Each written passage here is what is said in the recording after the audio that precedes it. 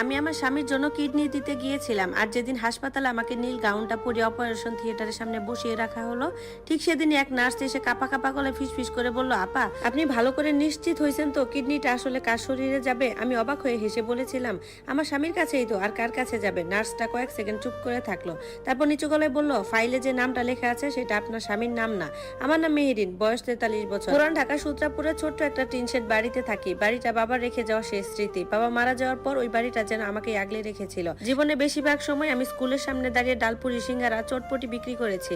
রোদের তাপে মাথা ঝিমঝিম করেছে, তবুও দাঁড়িয়ে থেকেছি। শীতের সকালে হাত জমে গেছে, তবুও চুলার আগুন নিপতে দেইনি, কারণ আমি খুব ছোটবেলা থেকে শিখে গিয়েছিলাম ক্ষুধা কোনো অজুহাত মানে না। আমার স্বামী রাশেদ একটা প্রাইভেট কার চালাতো। মানুষটা সবসময় একটু রাগী স্বভাবের ছিল, খুব কম কথা বলতো, কখনো কখনো এমন ভাবে তাকাতো মনে হতো আমি তার স্ত্রী না, তার বাড়ির কাজের লোক। তবু আমি সংসারটা ধরে রাখার চেষ্টা করেছি, প্রতিদিন নিজেকে বুঝিয়েছি হয়তো আমার স্বামী একদিন বদলাবে। আমাদের একটা মেয়ে আছে, ওর নাম তিশা, এখন ক্লাস 10-এ পড়ে। ওই আমার জীবনের একমাত্র শান্তি। সবকিছু বদলে যেতে শুরু করলো যেদিন রাশেদের কিডনির সমস্যা ধরা পড়ল। প্রথমে তার পা ফুলে যেত, তারপর হাঁটতে কষ্ট হতো, তারপর একের পর এক টেস্ট, হাসপাতাল রিপোর্ট।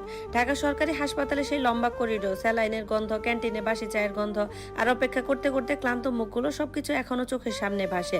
ডাক্তার শেষ পর্যন্ত বলল 2টো কিডনি ট্রান্সপ্লান্ট করতে হবে। আমি এক মুহূর্ত দেরি করিনি, বলেছিলাম আমার কিডনি ম্যাচ করলে আমিই দেবো। রাশেদ তখনও চুপ ছিল, একবার আমার দিকে তাকিয়ে বলেনি তুমি এত বড় ত্যাগ কেন করছো, বরং সে তাকিয়েছিল তার মায়ের দিকে, আমার শাশুড়ি রহিমা বেগম। তখন দীর্ঘশ্বাস ফেলে বলেছিল, এবার অন্তত একটা ভালো কাজ করলি মেহেরিন, এত বছর আমার ছেলের ভাত খাইছিস, এতটুকু তো করতেই হবে।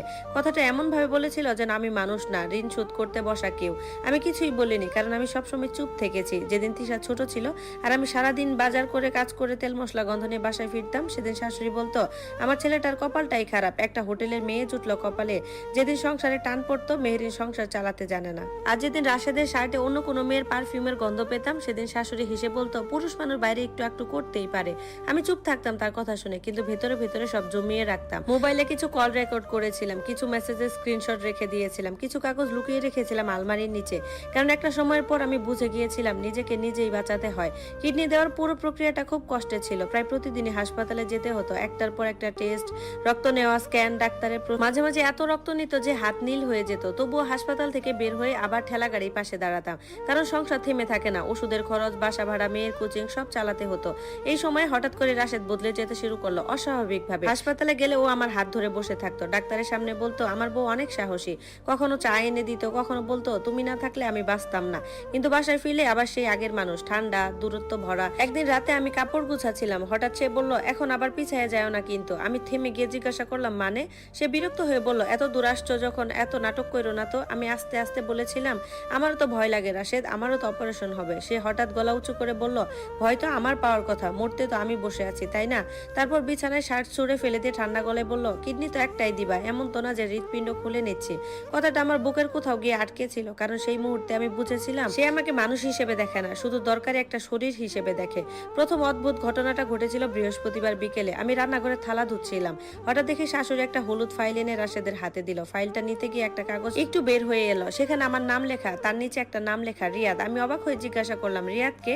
শাশুড়ি সঙ্গে সঙ্গে কাগজটা ভেতরে ঢুকিয়ে ফেললো আর বলল, হাসপাতালের লোকজনের নাম, এত প্রশ্ন করো কেন? আমি চুপচাপ দাঁড়িয়েই রইলাম। রাশেদ কড়া গলায় বলল, সবকিছু বুঝতে হবে এমন কোনো নিয়ম নেই মেহেরিন। সেদিন আর কিছুই বলিনি, কিন্তু রাতে সে গোসল করতে গেলে আমি তার প্যান্টের পকেট চেক করলাম, ভেতরে একটা ছোট্ট কাগজ পেলাম, তাতে লেখা আছে, শুক্রবার সন্ধ্যা 6টা, ধানমন্ডি। রিয়াদের জন্ম সনদ আনতে ভুলবেন না, নিচে রাশেদের নিজের হাতে লেখা। আমার বুকটা ধক করে উঠলো। আমি কাগজটা